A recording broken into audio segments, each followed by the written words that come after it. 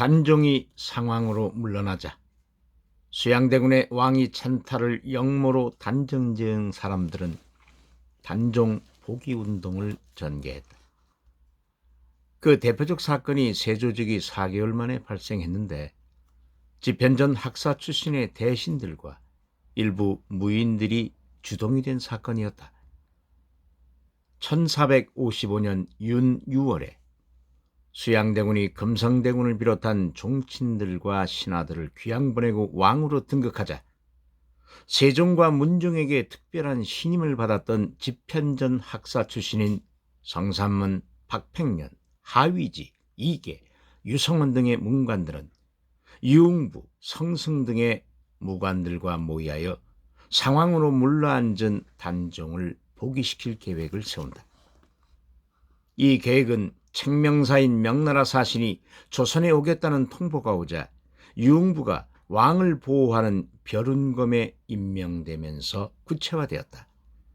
당시 세조는 명나라 책명사를 맞이하기 위하여 상왕 단종과 함께 창덕궁으로 가게 되었는데 바로 이 순간에 유흥부가 세조를 살해한다는 계획이었다. 하지만 이 계획은 무의로 끝나고 만다. 세조가 벼룬검을 동반하고 연회장에 나서는 것이 위험하다고 판단한 한명회가 창덕궁 연회장이 너무 협소하여 당일에 벼룬검을 폐지해야 한다고 주장했고 세조가 이 의견을 받아들임으로써 암살 계획은 뒤로 미뤄질 수밖에 없었다. 그러나 거사에 참여하기로 한 김질이 장인 정찬손에게 이 사실을 알려 결국 단종 복위 계획에 가담한 사람은 모두 붙잡히고 말았다. 사실 이 단종 복위 사건의 정확한 주모자를 파악할 자료는 아직 없다. 다만 김질이 고발할 때 성삼문에게 들은 말이라고 했고 성삼문은 박팽년, 이계, 하위지, 유성원 등과 같이 모의하였다고 했다. 이에도 추궁하자 유흥부와 박정도 등도 이 계획을 알고 있었다고 말했다. 결국 이 사건으로 집현전 학사 출신인 성삼문, 박팽년 등과 이에 연루된 17인이 투옥되었다.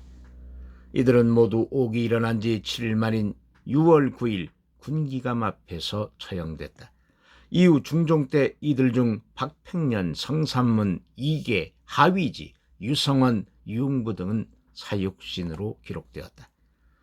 집현전 학사 출신의 단종 복위 계획이 실패로 돌아간 후 단종은 노산군으로 강봉되어 영월로 유폐되었는데 이때 또 한 번의 단종 복위 사건이 발생한다.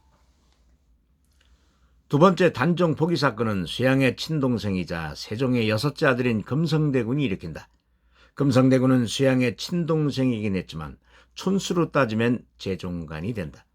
그는 세종에 의해 태조의 8째 아들이자 태종의 이복동생인 방석의 봉사손으로 입적되었기 때문이다. 그래서 그는 종친 자격으로 수양대군과 함께 단종을 포필하게 됐다.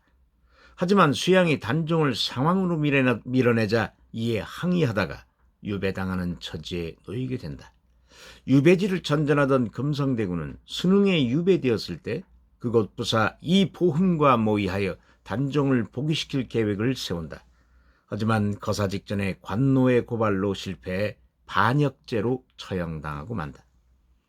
그는 형제들 중 세조의 등극에 반기를 든 유일한 인물로 남아있다. 그리하여 정조 때 사육신을 비롯해서 단종을 위해 충성을 바친 신하들의 어정 배식록을 편정할 때에 육종영의 한 사람에 올랐다. 단종 복위 움직임은 비단 이들에 의해서만 이루어진 것은 아니었다.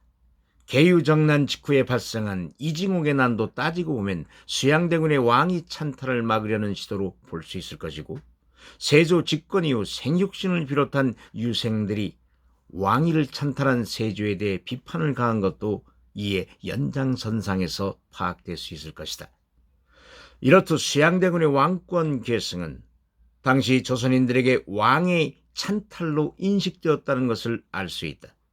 그리고 후대에 단종을 위해 충절을 보였던 신하들을 높이 평가했던 점으로 미루어 수양대군의 왕위 찬탈에 대한 논쟁이 수백 년 동안 지속되었다는 것도 알 수 있다.